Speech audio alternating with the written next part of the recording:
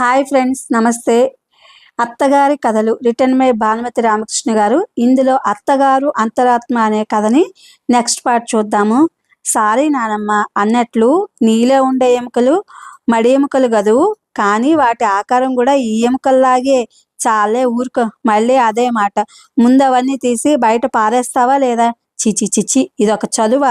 నేను ఇంకా అన్ని చదువుల్లాగే ఆడుతూ పాడుతూ పుస్తకాలు చదివి డాక్టర్ అవుతారనుకున్నాను, కానీ ఇట్లా ఎముకలు పట్టుకుని ఊరేగుతారని తెలిస్తే ఆ రోజే వద్దనేదాన్ని. ఇంతకైనా ఈ డాక్టర్ చదువు మానేసి కలెక్టర్ చదువు. నాకేం బాగాలేదు చదువు.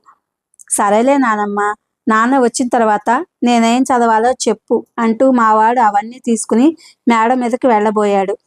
అదెక్కడికి రా, ముందు ఆ పీడావన్నీ తీసుకెళ్ళి పెరట్లో పారాయి, పని వాళ్ళకి చెప్పి ఎక్కడన్నా తీసుకెళ్ళి పడేసి రమ్మంటాను అంటూ మా అత్తగారు అడ్డు తగిలారు.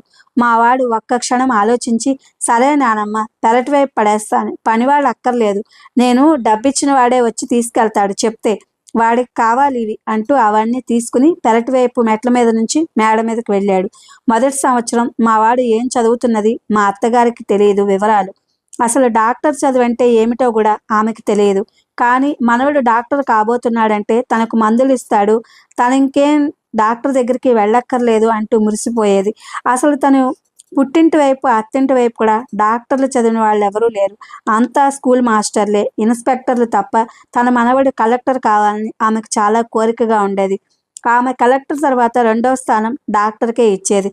అయితే కలెక్టర్ లేకపోతే వుడ్డు దొరంత పెద్ద డాక్టర్ కావాలి నా మనవడు అంటుండేది మా అత్తగారు. వుడ్డు దొర ఆమె తల్లిగారి ఊర్లో ఉండే అమెరికన్ హాస్పిటల్ డాక్టర్. ఆమె 10 ఏండ్ల పిల్లగా ఉన్నప్పుడు వుడ్డు దొరను జిడ్డు దొర అని ఎగతాళి చేసేదట. ఆమె తల్లిదండ్రులు వుడ్డు దొరను అట్లా అనకూడదని, దేవుడి తర్వాత వుడ్డు దొరే దేవుడని చెప్పేవారట. ఎంతటి జబ్బునైనా ఆయన ఇట్టే నయం చేసేవాడట.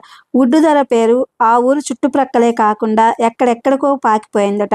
కొన్ని వందల మైళ్ళ దూరం నుంచి వచ్చేవారట.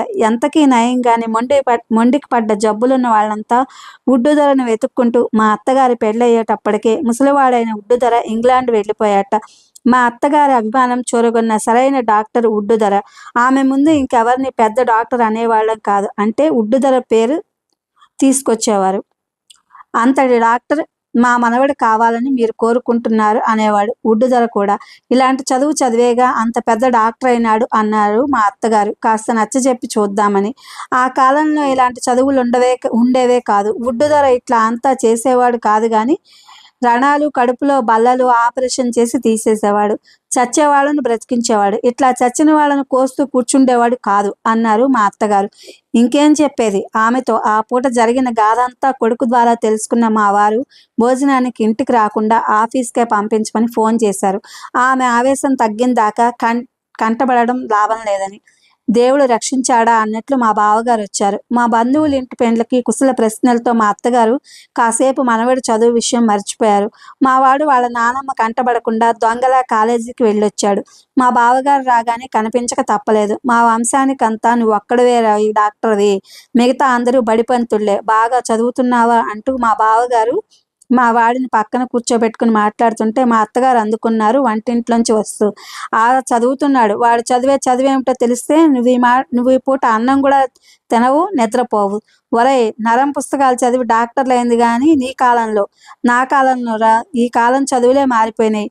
నువ్వైనా చెప్పరా వాడికి డాక్టర్ చదువు మానిపించి కలెక్టర్ చదివించమని అని మా అత్తగారు చెప్తుంటే మా బావగారు ఆమె ఏం చేస్తోందో అర్థం కాక అయోమయంగా నా వైపు చూశారు.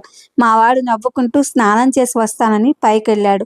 నేను మా బావగారికి జరిగిన సంగతంతా చెప్పాను. మా అత్తగారు మధ్య మధ్య అడ్డు తగులుతూ డాక్టర్ చదువు ఈ కాలంలో ఎంత ఘోరంగా పరిణమించిందో వివరిస్తూ ఉంటే అంతా విన్న మా బావగారు నవ్వి, అదే సంగతి, ఇంతకీ నువ్వు అనేది ఏమిటి కక్కి? ఆ కోత పనులు చేయకుండా ఎముకలు ముట్టుకోకుండా చదవాలంటావు అంతేనా?